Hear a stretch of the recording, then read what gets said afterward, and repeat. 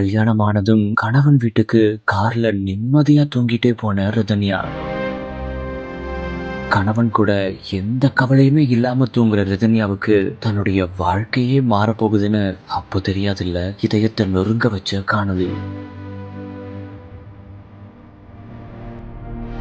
திருப்பூர் மாவட்டத்தைச் சேர்ந்த அண்ணாதுரையுடைய மகளான ரிதன்யாவுக்கும் கவின்குமார் அப்படிங்கிறவங்களுக்கும் ஏப்ரல் 11ஆம் தேதி திருமணம் நடந்துச்சு. திருமணமான 77 நாள்ல, அதாவது ஜூன் 28ஆம் தேதி அன்னைக்கு ரிதன்யா தன்னுடைய உயிரை மாற்றிக்கிட்ட சம்பவம் தமிழ்நாட்டையே விழுக்குச்சு. இந்த ஒரு சூழல்ல கல்யாணமான கையோட தன்னுடைய வீட்டுல இருந்து கணவன் வீட்டுக்கு சந்தோஷமா கார்ல போயிருக்காங்க ரிதன்யா. அது மட்டும் இல்லாம கார்ல போறப்போ எந்த கவலையுமே இல்லாம நிம்மதியா தூங்கிட்டே போயிருக்காங்க. ஆனா அப்ப அவங்களுக்கு தெரியாதுல்ல, தன்னுடைய ஒட்டுமொத்த வாழ்க்கையே மாறப்போகுது அப்படின்னு. இந்த ஒரு வீடியோ தான் சமூக வலைத்தளங்கள்ல இப்போ வைரலா பரவிட்டு வருது. அது மட்டும் இல்லாம எல்லார் மனசையும் நோக்கடிச்சிருக்கு.